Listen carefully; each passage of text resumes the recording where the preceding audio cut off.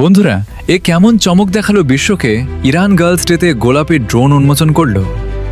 Iran শুধুমাত্র মহিলাদের জন্যই রং ড্রোনে ব্যবহার করা হলো।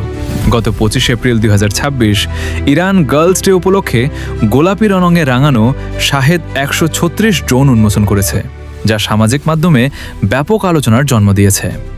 প্রতিবেদন অনুযায়ী আহবাদ শহরে আয়োজিত এক অনুষ্ঠানে এসব ড্রোন প্রদর্শন করা হয়।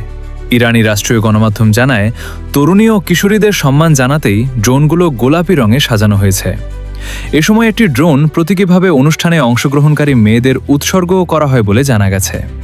উল্লেখ্য, শাহেদ 136 একটি লইটারিং মিউনিশন বা একমুখী আক্রমণ ড্রোন, যা বিভিন্ন সংঘাতে ব্যবহারের কারণে আন্তর্জাতিকভাবে আলোচিত। এদিকে গোলাপি রঙের সামরিক ড্রোন প্রদর্শনকে ঘিরে অনলাইনে মিশ্র প্রতিক্রিয়া দেখা গেছে। কেউ এটিকে অভিনব উদ্যোগ হিসেবে দেখছেন, আবার কেউ সাংস্কৃতিক অনুষ্ঠানের সঙ্গে সামরিক সরঞ্জাম যুক্ত করাকে প্রশ্নবিদ্ধ বলেও মন্তব্য করেছেন। বিশ্লেষকদের মতে, এই আয়োজন তরুণ প্রজন্মের সঙ্গে রাষ্ট্রীয় প্রতিরক্ষা ব্যবস্থার যোগাযোগ বাড়ানোর একটি প্রচেষ্টা হিসেবেই দেখা হচ্ছে।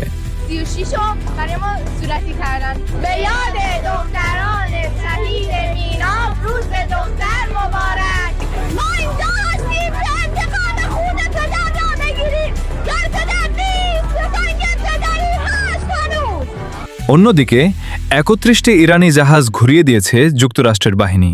প্রকাশ: গত 23 এপ্রিল 2026 ইরানের এখন পর্যন্ত 31টি তেলবাহী জাহাজকে তাদের পথ পরিবর্তন করতে বা বন্দরে ফিরে যেতে বাধ্য করা হয়েছে বলে জানিয়েছে মার্কিন সেন্ট্রাল কমান্ড সেন্টকম। বৃহস্পতিবার এ তথ্য প্রকাশ করা হয়। সংস্থাটি জানায়, ইরানের ওপর সমুদ্রপথে আরোপিত অবরোধ কার্যকর করার অংশ হিসেবে এ পদক্ষেপ নেওয়া হয়েছে। এই অভিযান পরিচালনা করছে মার্কিন নৌবাহিনী। খবরে বলা হয়েছে, 13 এপ্রিল থেকে যুক্তরাষ্ট্রের প্রেসিডেন্ট ডোনাল্ড ট্রাম্পের নির্দেশে ইরানের বন্দরে যাওয়া ও সেখান থেকে বের হওয়া সব জাহাজকে লক্ষ্য করা হচ্ছে। তিনি এই অভিযানকে অর্থনৈতিক চাপ হিসেবে বর্ণনা করেছেন, যার মধ্যে নিষেধাজ্ঞা, বন্দর নিয়ন্ত্রণ ও আন্তর্জাতিক জলসীমায় জাহাজ আটক করার মতো পদক্ষেপ রয়েছে। ওয়াল স্ট্রিট জার্নাল জানিয়েছে, এই অবরোধের কারণে ইরানের প্রতিদিন প্রায় $50 কোটি ক্ষতি হচ্ছে। বন্ধুরা, ভিডিওটি ভালো লাগলে অবশ্যই একটা লাইক তো আমি পাওনা দিলাম।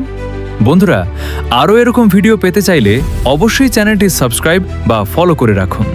বন্ধুরা, আজকের মতো বিদায়। আল্লাহ হাফেজ।